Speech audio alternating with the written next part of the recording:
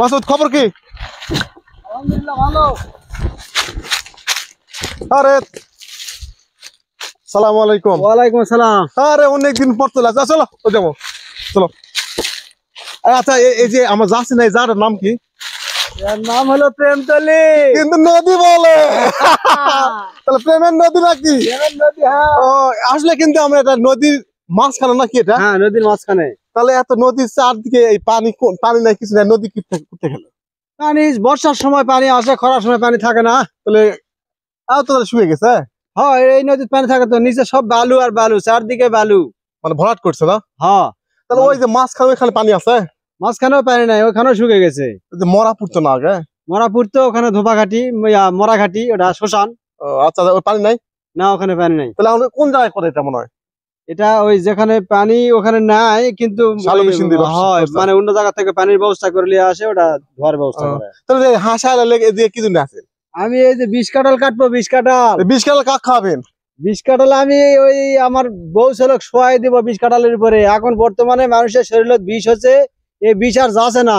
এই 20 কাঁঠাল দিয়ে যাবে? এই 20 কাঁঠাল, এই 20 কাঁঠাল এখন শুকিয়ে যদি এটাতে গদি বানানো যায়, সেই গদির উপর শুয়ে থাকলে আর মানুষের শরীরে বিষ থাকবে না। এটার নাম হলো 20 কাঁঠাল।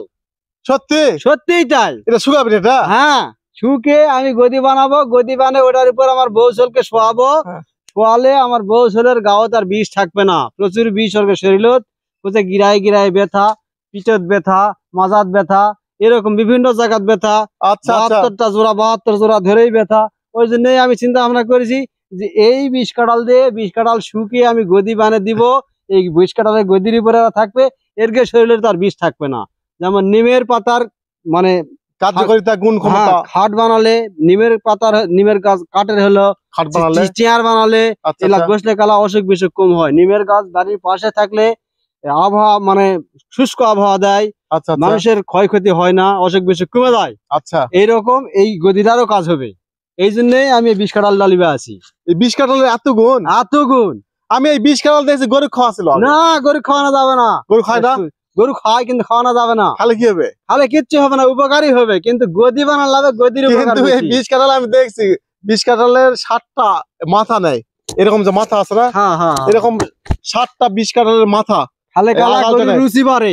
কি বাড়ে? রুচি বাড়ে। একটা কলাও দেয় দিয়ে দেয়, এটা কি? ওইসব দেওয়া যাবে না, শুধু 20 কাঁঠালের আগা 7টা 7 দিন খাওয়ানো লাগবে। 7 দিনে 7টা? হ্যাঁ, না 7টা করে একদিনে দেওয়া লাগবে, কিন্তু 7 দিন খাওয়ানো লাগবে। খাওয়ালে কি হবে? খাওয়ালে কালা গরুর রুচি বাড়বে। প্রিয় দর্শক, আজকে কিন্তু কবিরাজি হাকিমি যত প্রকারে আছে সবকিছু শিখে ফেলালেন।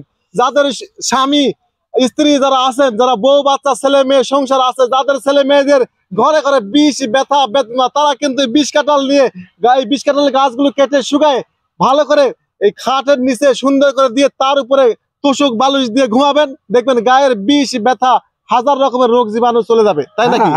এই জন্যই আসছেন? এই জন্যই আমি আসছি, যে দড়ি হাসে আমি সব নিয়ে আসছি।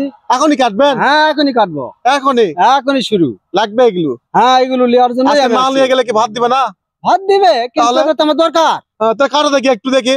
হ্যাঁ, কাটো, শুরু করলাম। কাটেন। তাহলে আমরা অনেক কিছু জানি না, 20 কাঁঠালের প্রচুর গুণ। হ্যাঁ, প্রচুর গুণ।